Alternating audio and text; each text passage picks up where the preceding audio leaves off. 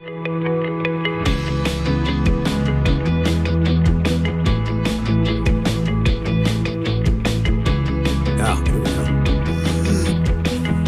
and welcome to Pastor's Perspective, sponsored by Calvary Chapel, Costa Mesa. My name is Brian Perez. Thank you so much for watching on this Thursday afternoon, the 22nd of June, 2023. And we've got a very special guest in the studio today. First, let me tell you who the non-special guests are. No, I'm joking. We love you guys. We just see you all the time. Brian Broderson and Bobby Conway. Brian is the senior pastor of Calvary Chapel, Costa Mesa in Southern California. Bobby's the pastor of Image Church in Charlotte, North Carolina. You also see him on the Christianity Still Makes Sense YouTube channel. And joining us today is Greg Laurie, the pastor of Harvest Christian Fellowship in Riverside and Orange County.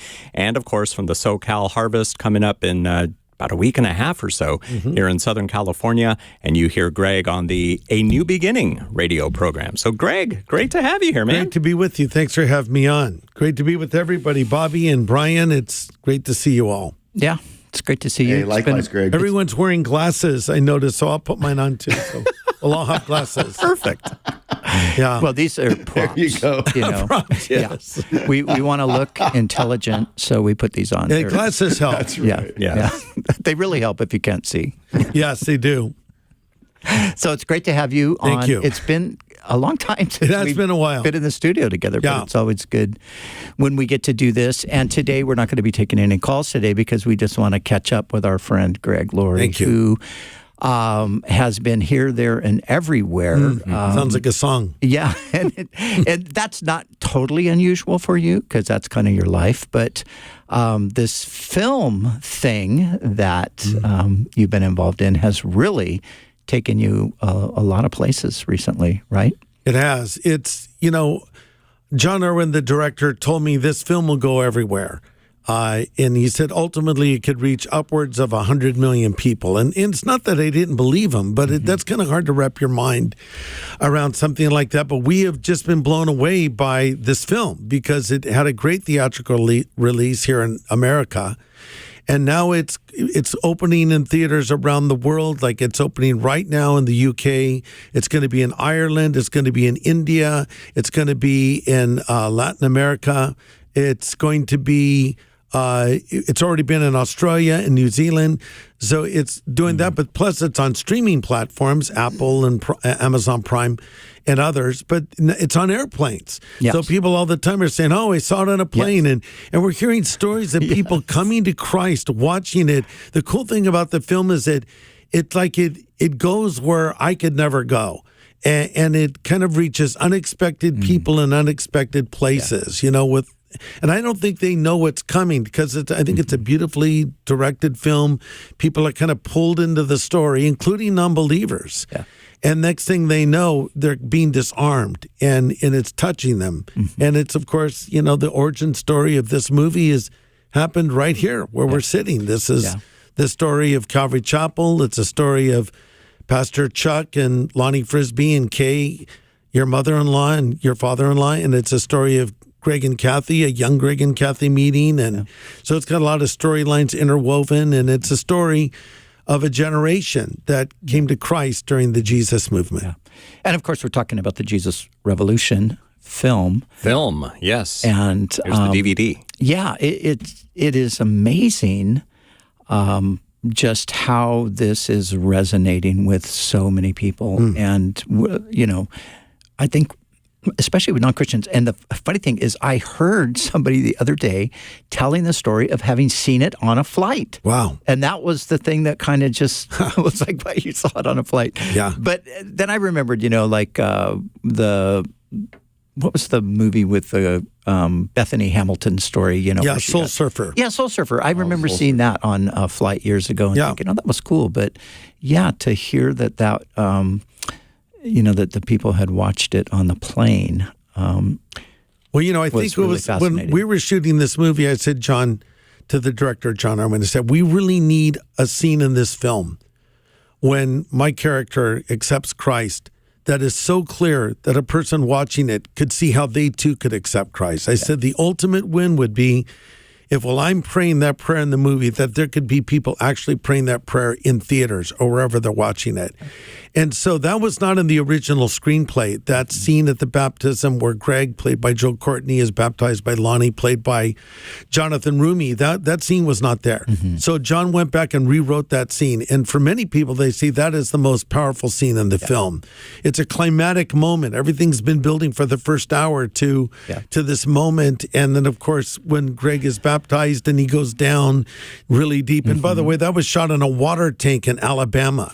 And Joel Courtney had all these weights attached to him, and he was going, and he had to keep sinking. And then they had a tank, a scuba tank. They'd give him some air, and then you have to sink. They spent hours of him sinking for that one scene. That's a kind of a Houdini sort of move. Weights tied on. Yeah, but it's a powerful moment, metaphorically, visually, to kind of say in film, like how do you show conversion? Yeah. What does conversion look like in a movie? Yeah. And so I thought that John Irwin really captured something there to show in a way with music, with film, with this image of kind of what it feels like. And I think even a non-believer could watch it and say, wow, that's something spiritual and special, and I don't have that. And even that little prayer that Lonnie leads Greg in, I worked on that prayer with Jonathan Rumi, the actor, and he went over it again and again and again. And then when they did that scene, they had one take on that scene because the sun was setting, our permits were up, and our shoot was over at Pirates Cove. They got that in one take, and I just thought they caught something really special in it. Yeah. Yeah, I've heard from a number of people that was a real key moment. As a matter of fact, last week I had some friends here from Sydney. And so their 17-year-old daughter, so the parents hadn't seen the film yet. Yeah. Their 17-year-old daughter saw the film, loved it, and wanted to go to Pirates Cove. She wanted to see the place where it happened. So I took them down, and we were kind of standing up on the cliff and looking over everything. But Greg, I told you that was one of the stories that I wanted to mention. But I had a professor when I was in school, and he. It was really odd. Every year he would go to the Burning Man Festival, and he would go as an evangelist, he'd camp out and do all this stuff. But he never really gave us all the details of why that happened. So I just recently saw him, and he told us the reason why he would go to the Burning Man Festival was because his son would go, and he wanted to be with his son, and his son is a hippie. So his son's like a hippie in 2023. And so recently, his son came to know the Lord. Wow. And so him and his dad, they went off, and they were in some sort of obscure place, just spending some time together. And they came across a little theater with the Jesus Revolution playing at it. So they decided to go and see it together. And he said that his son wept through the entire movie. And just said he's so connected with the film. He said this film was for my people. He's a hippie in 2023. But my friend Rick, the professor, Rick Richardson, he was just so moved and touched by the film, by the experience that it brought him and his son. So, I'm sure that's beautiful. Thousands of stories like that. Well, and, older people loved it because it was a flashback for them. Yeah. But the amazing thing is younger people loved it. John Irwin was very intentional in saying this is for multiple generations. Yeah. He wanted it to be a movie that grandma, mom and dad, the kid, maybe even the grandkid could go to. Yeah. And we found that young people did connect to the younger Greg and Kathy characters and other characters in the film. And so that's a win for us. And I've heard so many stories of people coming to Christ. I have one guy, he works at our church. He's a pastor, Pastor Jeff, and his wife, Trish. So she has a sister, and her sister has been hard to the gospel for years and years. And these guys, Trish and Jeff, are the greatest examples of followers of Jesus. But the sister, I want nothing to do with it. Don't talk to me about Jesus. And then the sister somehow went and saw the movie, was converted, now is actively involved in our church. They're like, wow. It's a weird thing. It's like, I think the film sort of disarms people emotionally, and the gospel is in it. And really the ultimate way you can use this film is just show it to someone and then explain how they can have this relationship with God afterwards. Yeah. you know, because Now- the film gets into it. Why is there such a draw with non-believers, would you say? Because, I mean, the title of the movie is Jesus Revolution. I know. So if you're sitting outside a movie theater and you look at the marquee and let's see what's playing, it's not like the title of the movie is something obscure that people might see. Oh, look, there's a movie called The Trees. Let's go watch that. And then, boom, Jesus. Yeah. And same with Amazon and everywhere else, Prime and everywhere else that it's showing. I mean, it's obvious. This is a movie about Jesus. Yeah. And they're watching it. I think that people are endlessly fascinated with Jesus. Not so much the church, but Jesus. And, you know, like I read that Gen Z kids have a very high interest in knowing more about Jesus Christ. And I think the overtness of it, Jesus, but I like the juxtapositioning of the words, Jesus Revolution. And by the, you know, we didn't coin that phrase, Time Magazine did. In fact, I just did an interview with them. And they're going to do a story on this magazine. And because the editor at large was on a plane, she sees the movie. She's the editor at large of Time Magazine. She sees the movie and realizes, oh, Time Magazine played a key role in this film. Wow. And so she says, I want to talk to you about that. But, you know, I said, you know, Time coined that phrase. Back in the day, we called it the Jesus movement. And we called ourselves Jesus people. And some people called us Jesus freaks. But we didn't call it the Jesus Revolution. Time, I think, very astutely observed this is like revolutionary, and so it kind of stuck. So I think maybe it's the uniqueness of those words, unapologetically saying Jesus Revolution. But it, you know, it doesn't preach at people, but the message is in there, and we show flawed characters. I think that's another thing is, you know, everyone has some flaws in this movie, and it's so I think people maybe are surprised that a, quote, Christian film, end quote, would be honest like that, because Christian films are generally not my favorite films to watch. I'm not a fan of a lot of Christian films, but so when John said he wanted to do this movie, and I didn't know it was going to be about my life, because there was a lot of people that had amazing stories back then. And when I had lunch with John, just meeting him, I told him the stories of all the people I knew in the Jesus movement. I told him about Raul Reese and Mike McIntosh and all these other guys who were changed by Christ. And I told him my story. And so I was surprised when he came back, you know, about 7 weeks later with a screenplay kind of written around my life, Kathy's life, and of course, Pastor Chuck and Lonnie and all the rest of it. So, because people have asked me, why did you make a movie about yourself? Well, I didn't. I didn't make the movie. John Irwin and Kingdom Studios made it, but it was with my cooperation and blessing and participation. I was there on set for most of the shooting, which, by the way, was shot in Alabama, believe it or not. Most of that movie was shot in Alabama. And then we shot some of it in Newport Beach. Certain scenes had to be shot here, like Pirates Cove. But a lot of the interior shots, it's more affordable to shoot there. But it was really an interesting thing to watch. And I was there to help. I had to teach Kelsey grammar and Jonathan Rumi how to baptize someone. They'd never done that. Never done that. Yeah, I'm not surprised. Or how a communion service works. There's a communion service in the movie. And you taught Kelsey well, because he pretty much echoed Chuck's words when he spoke, you know, with the bread and the cup. Yes. I remember thinking, man, he nailed Chuck there. He got the terms. Well, I told him how we say it. There's one scene in the movie where Chuck comes into his front room and the hippies are there. And in the original screenplay, Chuck says, "Oh my gosh." I said, Chuck would never say, "Oh my gosh." No, absolutely not. I said, but he did say, believe it or not, "Oh my stars." Remember? Of course I remember. Say, "Oh my stars." My kids had to say, "Oh my stars," when they were growing up. So we said, he needs to say, "Oh my stars." So that's what he says. So there were little things in there that, you know, made it realistic. But then, of course, there were things that it's not exactly the way it happened. Chuck had other children. You married one of them.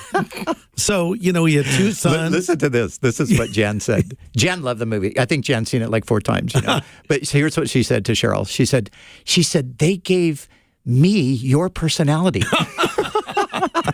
That's so funny.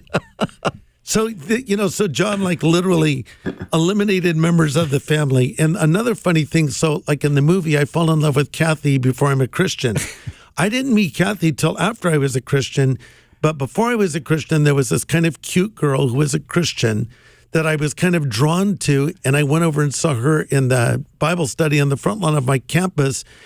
And, you know, I wonder, why is she into this? Yeah. We never became boyfriend or girlfriend or anything. But I kind of, she's there. I'm going to sit down and check this out. Mm-hmm. And so I told that to John. He goes, you can't have two love interests. So he just made her Kathy. So there were some liberties taken in the movie. And then we go to a rock concert and we see Janis Joplin. Kathy and I never did that. And I didn't hear Timothy Leary speak either. But the scene where I flip out on acid, that really happened. Yeah. And where Greg says to Kathy, if you ever get in the way of my relationship with God, it's over. That too really happened. Mm-hmm. So there were very authentic things, and then some movie magic, and, you know, and eliminating characters and compressing time. And it's a movie is sort of like more of a painting than a photograph. Mm. It's an interpretation. Yeah. That's what he was doing. Yeah, you know, it's funny because people have you know, kind of been offended. Like, well, Cheryl, why weren't you in there? And Cheryl's like, well, I was 10 years old, so I don't know that there was really a spot in the film for a 10-year-old. That's funny about the personality thing with Jan and Cheryl, though. I love that. Yeah, that was a crack up. That cracked me up when I heard that. So, Bobby, you're just an innocent bystander here. Jump in. Hi, Bobby. And engage with this. Greg. Now, Bobby's in North Carolina. He's living and pastoring in North Carolina. So, what's been your experience? Yeah, and there's just a hint of a delay, so I wait until you guys call me in so I don't interrupt you guys. But, you know, when I watched the movie, Greg, you know, following your acid trip, I think you were on the side of a sidewalk and Lonnie came up to you, if I'm remembering correctly. Yeah. That scene where he said, you know, I'll be there for you as long as you need. I can remember in the theater, I broke when I heard that. Personally, just as a, you know, recovering alcoholic and somebody who has struggled, and the beauty of just knowing that I'll walk with you through this. I won't shame you. And it was a meaningful message to me, but what I liked is it showed, number one, like you said, the reality that, you know, Christianity and, you know, being, you know, in this world isn't always easy, and we suffer and we hurt, and your life really depicted that. But I so loved that gracious moment that was put in there. There were moments where, you ever watch a movie where your wife or your kids are with you and you're like, man, I could really have a good weep session right there. Right now, they would leave, but I don't want to lose my dignity all that much. So, but thank you for showing that stuff, Greg. That was a beautiful scene. Did it happen like that, or was Lonnie just there for you in your, you know, drug use, or how did that all come together? Yeah, you know, the sad thing is people will come and tell me their favorite scenes, and they're always scenes that were made up by John Irwin. with rare exception. So, you know, like when you said this to Kathy, I didn't actually say that to her. And unfortunately, Bobby, okay, here's what really happened. I took LSD. I had a bad trip, which means I kind of was out of my mind. I was running down the street screaming, just like it says in the film. I didn't know Lonnie yet. And so there was an older guy that, to use 60s vernacular, talked me down, helped me through it. And so I told that story to John Irwin, and he made that the Lonnie Frisbee character. But here's what's interesting. You know, I used to hang out with these druggy guys. They were the lowest of the low lifes. And we would walk around. We would walk from this guy's house where we would get high every day and walk to our campus, Harbor High, which was very close. And we walked by the house of Chuck and Kay Smith, but we didn't know Chuck and Kay. Jeff actually was in my high school. He was on I remember I was on a baseball team and he was playing. I was in distant outfield somewhere where I usually ended up. And Jeff is Chuck, one of Chuck's sons. Yeah, Jeff is one of Chuck's sons, of course. And so we walked by their house all the time. And Kay later told us about a group of kids she used to pray for, that God would save one of them or save all of them. And I realized later I was one of those kids. So I walked right by their house and they were praying for me. So a lot of what happened is within this tight little geographical area. And it was right by Chuck and Kay's house. But I met Lonnie a little bit after that, Bobby, when I heard him preach. That's when I kind of became friends with him and hung around with him for kind of a short little window of time. And then... So that's when, you know, when I first got to know him a little bit. But for me, the drug thing, it was not a thing that lingered. it was pretty much over with, because I actually was already over it. Like, because I'd had a couple of bad trips on LSD, and then when I was smoking weed, I would have what they call flashbacks. Like, you're literally starting to hallucinate again. It was scaring me because all of my creativity was gone. I felt like my personality was gone. I felt like I was a shell of a person, not even the person I was before.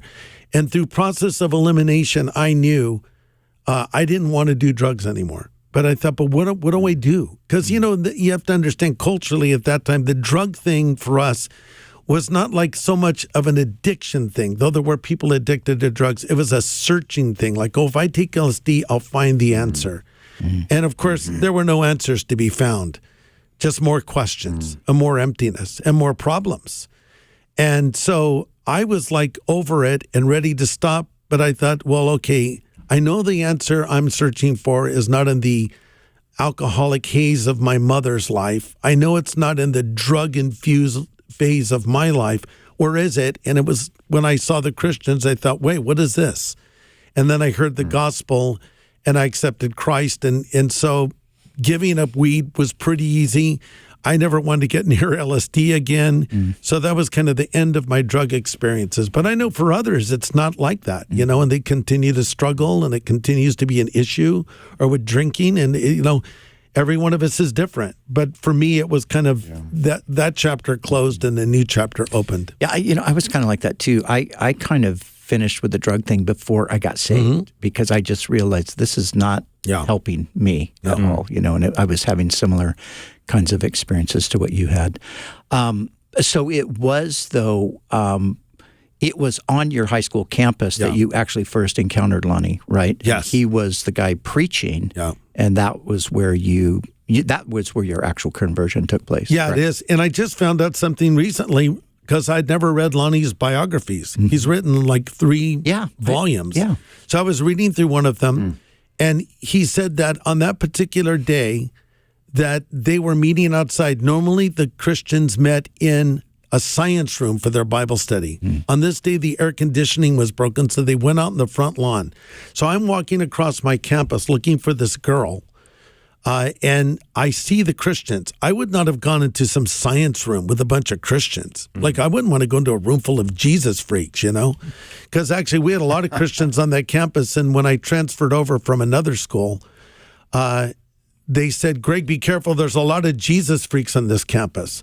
And I said, the last thing you'll ever see is Greg Laurie becoming a Jesus freak. Are you kidding me?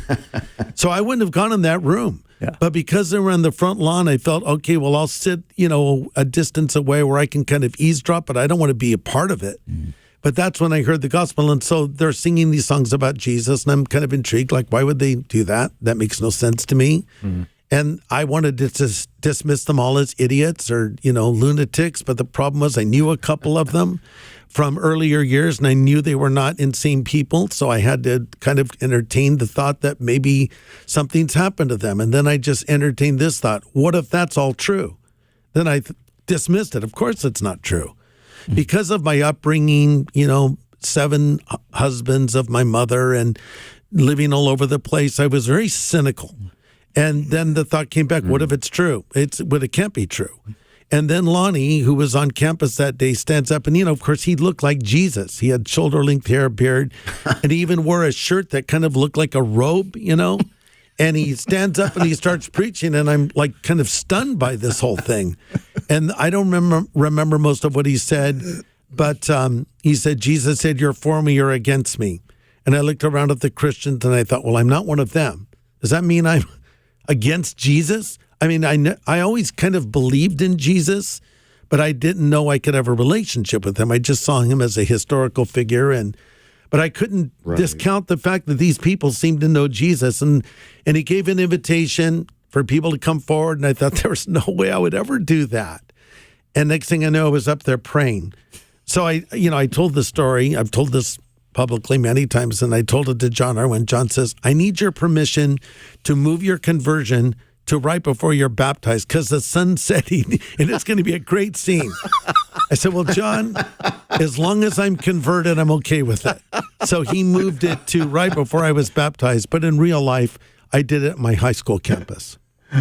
If you've just joined us, you're listening to a special edition of Pastor's Perspective. Brian Perez here with Brian Broderson, Bobby Conway, and our special guest, Greg Laurie, who's talking about the Jesus Revolution movie. Maybe you've seen it already, maybe you haven't, and now you're listening to this conversation and you really want to see it, so go check it out. It's all on all the streaming platforms. You can purchase a DVD at harvest.org. And, Greg, everyone's talking about their favorite scene in the movie. One of my least favorite scenes in the movie, and let me tell you why it's one of my least favorites, is the scene where Timothy Leary is up there and he's giving his little speech, whatever he says.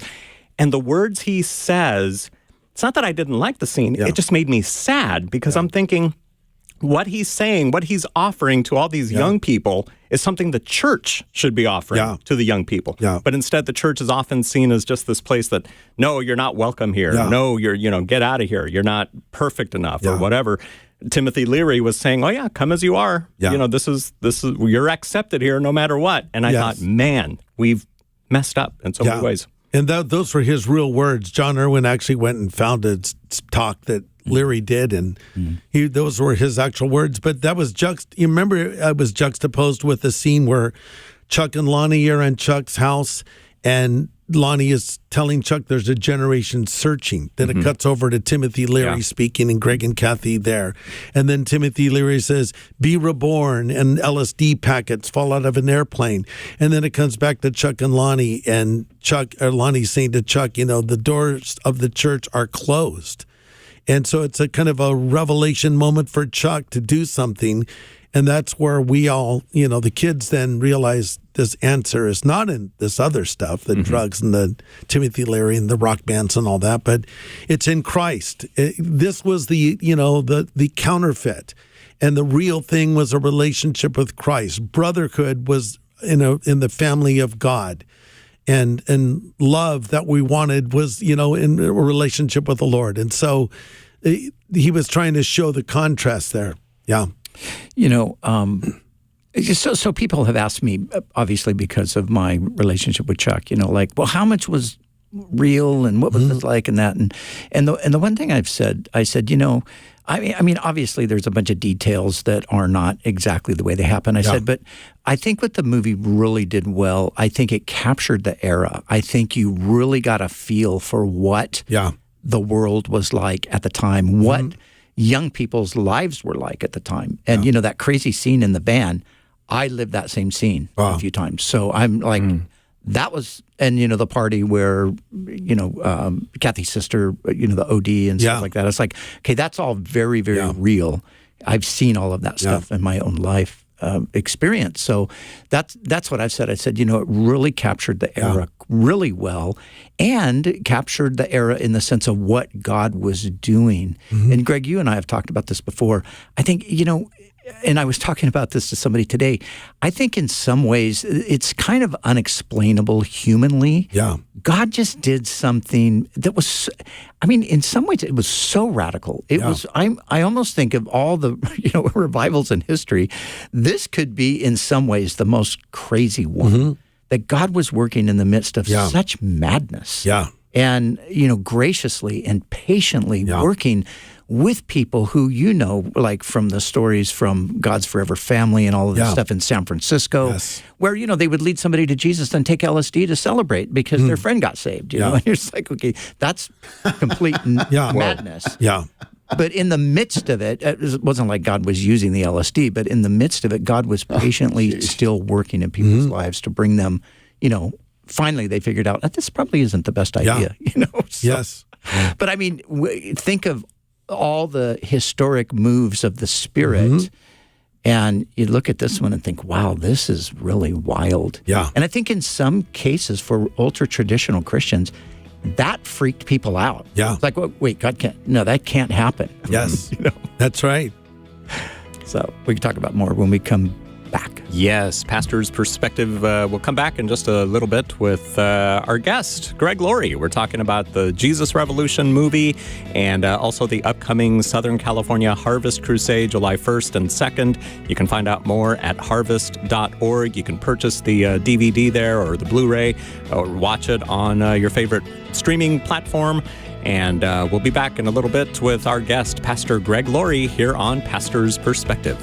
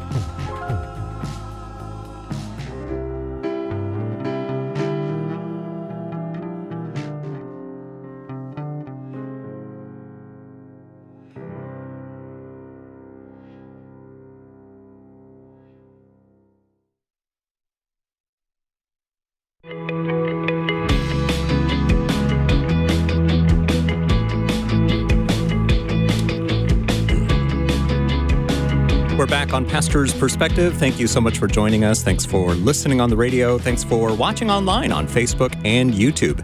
I'm Brian Perez here with Brian Broderson and Bobby Conway and our very special guest, Pastor Greg Laurie from the SoCal Harvest, happening in just a few days at the Honda Center in Anaheim, a new venue. We'll tell you all about it a little bit later. You can get all the details now if you want at socal.harvest.org. We are here at our flagship radio station in Southern California, K-Wave, which is on the campus of Calvary Chapel, Costa Mesa, which is great because this is where the Jesus Revolution started. Well, yes, this is what the movie is about and how everything happened, not specifically on this corner, but at the church. So it's always there really was cool a tent not far from here, and that was part of it. Then up the street, that's where it began in that tiny little chapel up there, which I think now is, what is it? It's an Alzheimer's, actually. Which is kind of interesting. Yes, we'll move on from that comment. But Greg, I want to ask you this. So I think also another reason that there's a strong resonation, people resonating with the film, is I do think there are cultural similarities to what we are living in right now. I still think on some level that time was crazier on one level. I mean, you know, people were getting shot by police on college campuses and stuff like that. And now today, of course, we have the radical LGBT and all of that. So it's different. But obviously, I think what is happening with people's attraction to the film is partially due to the fact that they're feeling like this is speaking not just about what happened then. This is resonating with things that are going on today. I think so. What was it? Malcolm Muggeridge that said, all news, what is it? History is new news. No, old news happening to new people. I've got that all mangled. But you know, there's nothing new under the sun. So we do see repeats of things. And I do think what we're seeing today is a fully realized version of what was beginning in the 60s. You know, of course, my generation, the baby boomers, you know, we'd come through World War II, and there was this kind of optimism, even reflected in the car designs and in everything. It was futuristic, you know, everybody's going to get their little house and have their family, and, you know, shows like Leave It to Beaver and Father Knows Best, and, you know, that kind of thing. But, you know, my generation rebelled against that. And so we thought, why do we have to be married? Why can't we have free love? Why can't we do drugs? Why can't we break down every barrier? So, you know, the drug culture of the 60s is a drug epidemic of this era where, you know, what is it, 300 people die every day from fentanyl, and the sexual revolution fully realized, and the LGBT, why can I not pronounce it? Say it for me, Brian. LGBT. There we go. QI. And then plus for good else. measure, and the trans movement, what it is, it's just, I think it's a search for God. I think people are searching. They're trying, oh, maybe I'm not a man. Maybe I'm really a woman. Maybe I'm not a woman. I'm actually a man. I think it's really horrific that these things, surgeries would be taking place in the lives of young children. No. You know, it's a scary time, and I think people just keep pushing these boundaries further and further. But I think in many ways, we've sown the wind and we're reaping the whirlwind. And here's what we want to say to all these people. God loves you. We love you. There is a God in heaven who has a plan for your life, and really what you're looking for deep down inside is a relationship with him. You're not going to find it in drugs. You're not going to find it in sexual experimentation. You're not going to find it in redefining or attempting to redefine your gender. You're not going to find it in material things. You're not going to find it in anything. You're searching for God. You know, years ago, Solomon went on a search into everything you could search into, and his conclusion was it's all emptiness. And his conclusion was, here's the sum of the matter: fear God and keep his commandments, right? So I think that people have to come to this individually. And people ask me, who are the hippies of today? Well, it wasn't all hippies. You know, I didn't even become a hippie till I started coming to Calvary Chapel. I was kind of a surfer guy, and I grew my hair and beard out because that's what all the cool Christians did. So it wasn't just hippies, it was young people. Some had short hair, some had long hair. And so the youth were reached. And so who are the youth of today? Well, they're Gen Z. Now we have the Alpha generation following Gen Z. It's, you know, millennials as well. But these younger people are searching in all these ways. And it seems to be amplified by social media, not in the best way, of course. But it's almost like gasoline on a fire. And we have the increase of suicide among young people, especially young girls, and the anxiety and the fear and all the things going on. And my heart goes out to this generation. And we need to give them the same message that was given to us. You're loved by God. He has a plan for your life.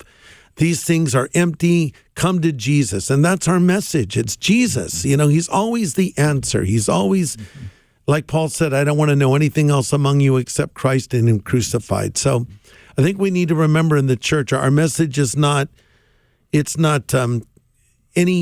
we get into secondary issues that take the place of the primary issue. Mm-hmm. And we need to remember the main thing is to keep the main thing, the main thing. And the main thing is Jesus and the gospel. Yeah, and if you know, especially when it comes to the identity thing, which is so massive in the culture today. I mean, the gospel is the perfect. It's the perfect answer to the identity thing. Here's your true identity: God created you, and God loves you, and you're disconnected from Him, but He wants to reconnect you with Himself through Jesus. That's the gospel, and you actually have a reason for existing. Because God made you with a plan. I think that, you know, that simple thing that we've said for decades, you know, God loves you and has a wonderful plan for your life. That is true. It is true. It is absolutely true. Yep. So shifting gears, the movie, talking about the movie, but Greg, you are going to have a Southern California Crusade once again. Outreach. Do you guys still call it Crusade? Is it? Yeah, we call it Harvest Crusade. You know, it's funny, when we first started it, Pastor Chuck said, let's call it Summer Harvest. So we called it Summer Harvest for years. And then we started doing it different times of the year. So we thought, well, maybe we should lose the summer. So then it became Harvest Crusade. Then for years we called it SoCal Harvest. And this year I said, hey, let's just call it Harvest Crusade. Because we discovered when people Google looking for it, the number one search term is Harvest Crusade. So I thought, let's just own that. It's people know it. We call it that. We've always called it that. And so we just literally are calling it that this year, Harvest Crusade. I think this year is a little bit of a throwback to the earliest ones, because when we did them in the early days, in the 90s, it was kind of praise and worship music and then a message. And then in the recent years, we've had a lot of the great artists out, for King and Country and Newsboys and, POD, you name it, we've had them, right? But we thought, let's go back to kind of a worship focus again. So, as you know, we've moved from Angel Stadium to the Honda Center. It's a more intimate arena. And the reason we left Angel Stadium is we were planning on going there, but they told us you can't have people down on the field. And we have people walk forward to accept Christ. And we tried to get them to change their mind on that. They weren't willing. So we pivoted and we're going to the Honda Center. But the cool thing is this is going to be unlike any Harvest Crusade you've ever been to. We're able to kind of control the environment a little bit more with the lights and the media, but it's going to have a very intimate, immersive feel, where you're going to be led by some of the finest worship leaders in the country. Chris Tomlin, Phil Wickham, Michael W. Smith, the Passion Band, Taya, who sings on the song Oceans, So that it's going to be a beautiful thing. And we're kind of almost, the way it's going to flow, there's not going to be a lot of breaks in it. It's going to be have a beautiful flow to it. It's going to be a different kind of a Harvest Crusade. And you're thinking, well, wait, is this for Christians or non-Christians? Well, it's for both. But I think there's something powerful when a non-believer walks into a room of thousands of people worshiping God. The secular culture has nothing like genuine worship. People don't even sing together anymore, really. But here we are honoring the Lord, and the Lord says he inhabits the praises of his people. And in a super simple way, when I was just a kid on my high school campus, watching Christians sing songs about Jesus moved me and opened my heart to the gospel. So this is more of what we did in the early Harvest Crusades. And so we're kind of doing a little bit of a throwback to that.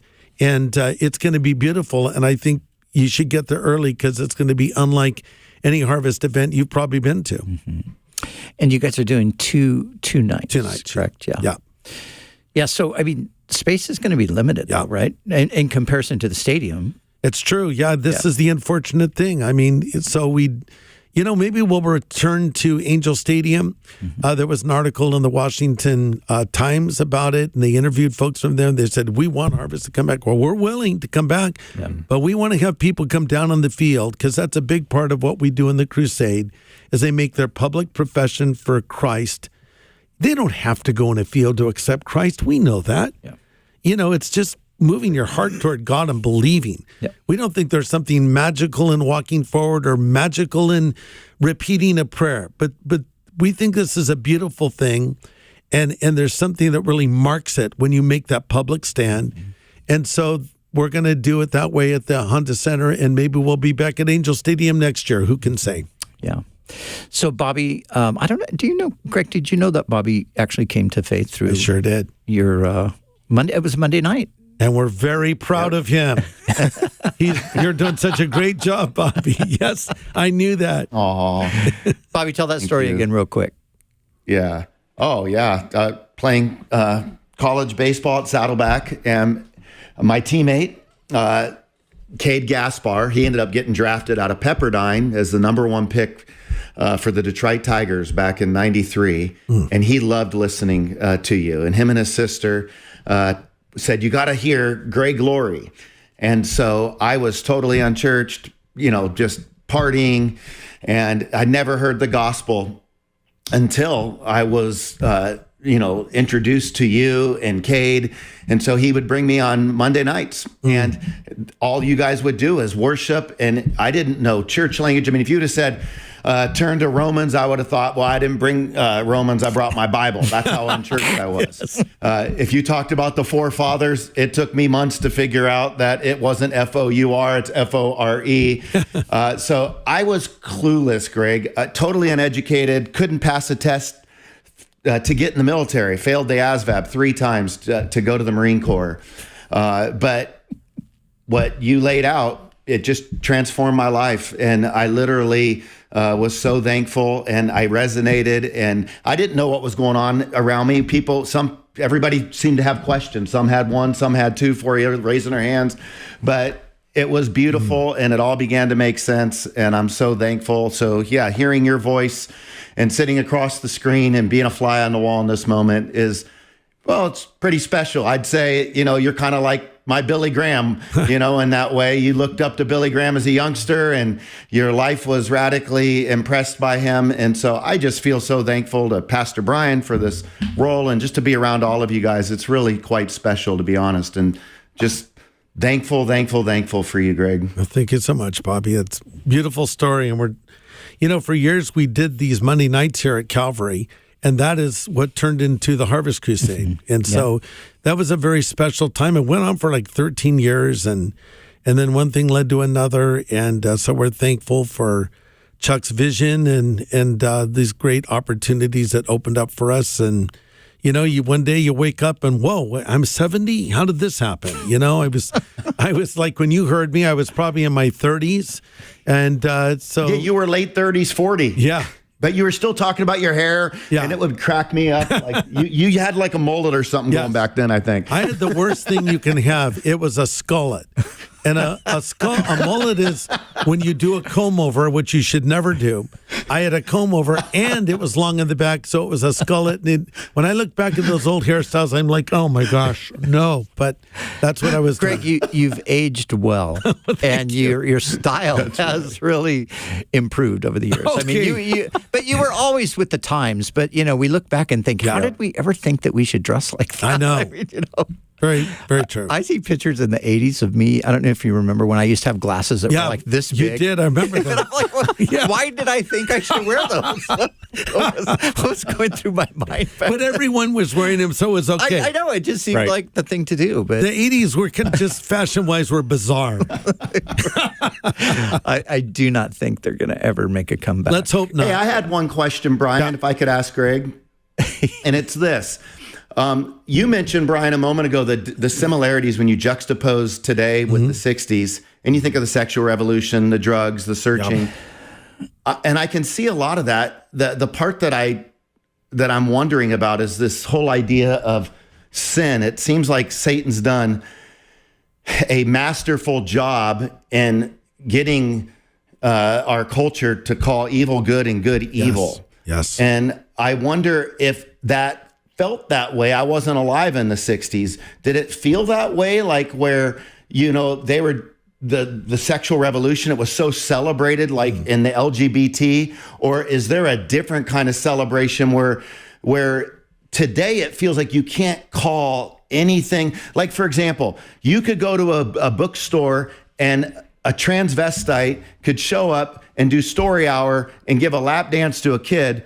But if a mother showed up and read a children's book and gave a lap dance to a kid, we would recognize the outrage. So it's almost as if there's a heterosexual flaunting that's non-acceptable.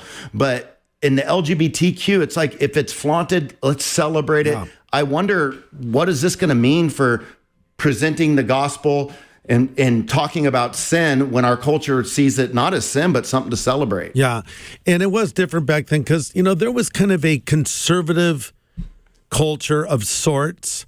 There was what we might even call cultural Christianity to some degree, sort of certain ideas that it's good, like a family is good and honesty is good and patriotism is good. That's all gone. I think cultural Christianity is dead. Today it's like Mars Hill. It's like it's pagan secular culture.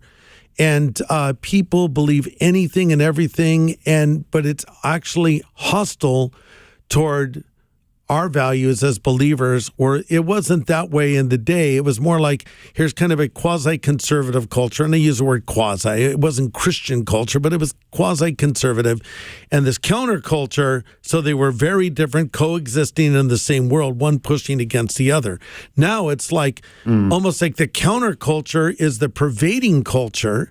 That is the overriding culture. It's in media. It's in politics. It's in everything. It's in academia. Everything is liberal now. And so to be a committed follower of Jesus, you just became officially the new real rebel. I mean, if you hold a biblical worldview and you want to follow Christ, you're actually a rebel. And in the real sense of that phrase, there's nothing rebellious about doing these other things. That's become mainstream. But back in the 60s, that was not mainstream. Mainstream was quasi-conservative, little bit of Christian subculture. But now everything's reversed because all those kids grew up to be adults and teach in our universities and run our media companies, and it's being passed on to the next generation who are taking it even further. So it's crazy, for sure. Yeah. But the answer, so I think you were asking, like, how do you bring the gospel to this generation? Was that? I forgot your actual question. Yeah, I'm wondering what your approach is as an evangelist. Yeah. So I'm thinking through the gospel at times, and I'm going, do we have to spend time establishing, like, that there is such a thing as objective right and wrong? Right. And what is morality? Yeah. Or do you just feel like, man, I just trust in the old-fashioned gospel and I just lay it out there? Because it almost just seems like you wake up and you walk outside and everybody starts repenting of sins around you. And that would be a nice gift to have for the rest of us. But how's that working for you? No, I think there's a place for both, because apologetics has its place in preparing the ground, but I still find that it's the essential message of the gospel that saves people. I once asked Billy Graham, if an older Billy could speak to a younger Billy, what would you say to yourself? What would you say you should preach more on that you've learned after all these years of experience? He said, without missing a beat, I would preach on the cross of Christ and on the blood, because that's where the power is. So I think there's a place to build the bridge, some apologetic work, depending on the person you're talking with. Everyone's different. There's not a one-size-fits-all for evangelism. Sometimes it's maybe a moral person like a Nicodemus, an immoral person like the woman at the well, more of a pagan mindset like Paul with the folks on Mars Hill, whatever it is. So you, as Paul said, adapt, become all things to all men, but as a Christian, your ultimate goal is to get them to the essential gospel message. And power emanates from it. Paul said, I'm not ashamed of the gospel of Christ. It is the power of God unto salvation. And the word, the Greek word dunamis, there's explosive power in this message. And so I find what I have done over the years, I've become simpler and simpler. And so I write my message and I start stripping it down to the most simple way to put it, not assuming that my listener understands anything that I'm saying, as you just pointed out, Bobby. And I try to make it a little more conversational. And you pray for the Holy Spirit to work, because ultimately conversion, it's a work of the Spirit. No man comes to me unless the Father draws him, the Lord says. And so when it's all said and done, it's really not my clever message or illustrations, or it's ultimately the work of the Spirit. But there's a place for all these things that God can use as tools. You're listening to a special edition of Pastor's Perspective. Brian Perez here with Brian Broderson, Bobby Conway, and our special guest, Greg Laurie, from the upcoming SoCal Harvest, or I should say the Harvest Crusade. Sorry, I said it wrong. It's all good. It's all good. It's all the same thing, all right? roads lead to harvest. That's right. We call it many things. Honda Center, July 1st and 2nd. Bring your friends with you. This isn't just a Christian concert, so to speak, with Chris Tomlin and Phil Wickham and Passion and Taya and I'm leaving one out, Michael W. Smith. Michael W. Smith. Bring your friends with you, the ones who don't yet know the Lord, because these 2 nights could be the nights that they make a decision that could, change their eternity. That's right. SoCal.harvest.org is where you can find out more details. Yeah. We just encourage people 3 things: pray, invite, bring. Pray. Pray about people that don't know the Lord, neighbors, family members, friends, whoever. Pray. First, pray for them, then invite them, extend the invitation. Would you come with me to the Honda Center? And then bring them. Don't send them, bring them. Mm-hmm. We found that 85% of the people that walk forward on the field to make a profession of faith were brought by a friend. And if you can't come, watch the webcast. It'll be live at harvest.org. We'll put it on all of our social media platforms, YouTube and Facebook and everything else that we can. So it's out there. You can participate live. It's July 1 and 2 at the Honda Center, right around the corner. Greg, going back to what you were saying a minute ago, I think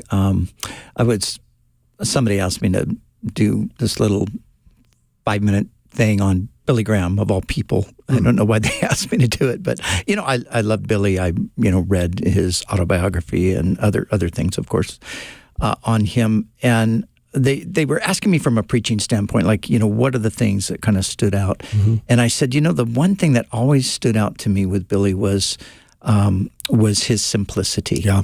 That he just, sometimes you're like, wow, that was like the simplest. Yeah.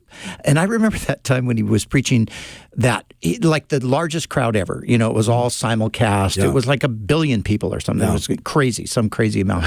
And I remember thinking to myself in anticipation, like, what's his message going to be to 1 billion people? Yeah. And when I heard it, I was like, holy smokes, I could have given that message. I mean, it was so simple. Yeah. And the funny thing about this one is he got like off on this rabbit trail where he was talking about being in this car and he fell asleep or something. Yeah. And I'm like, this guy's talking to 1 billion people and he's saying this. And then, of course, he gives an invitation and 1 million people responded. But I think, there's something to what you're saying. I think sometimes we can make it too complicated. Mm-hmm. We start thinking about all the crazy things that people think or feel or whatever.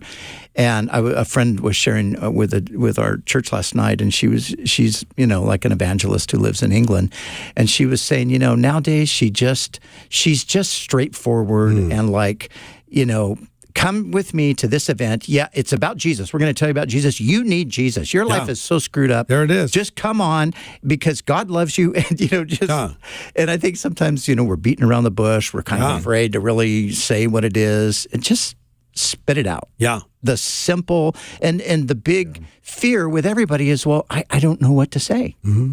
Well, just say what Jesus did for you, right? It's just like, hey, this is what happened Your to me. story is a great way to build a bridge. Yeah. I think starting with your testimony is a great way to begin.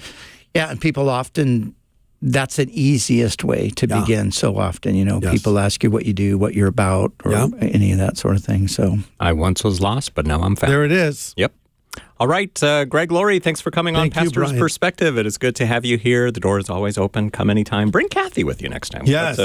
We haven't had her on the program in a while to answer Bible questions and things like that. But it's Thursday, so we're going to be here for another hour. We're going to take a short break, and then you can call in with your questions, 888-564-6173. Find out more about Harvest at harvest.org. You can purchase the Jesus Revolution movie there. You can watch it on your favorite streaming platform, and come on out to the Honda Center in Anaheim, July 1st and 2nd. Here's the thing about July 1st. It's on the next page of the calendar. So somebody might have circled July 1st and 2nd on the next page of their calendar. They're not going to know until the night of June 30th when they flip the page. Oh my goodness, it's tomorrow. So you better set an alarm on your phone, July 1st and 2nd. Come on out. We would love to see you there.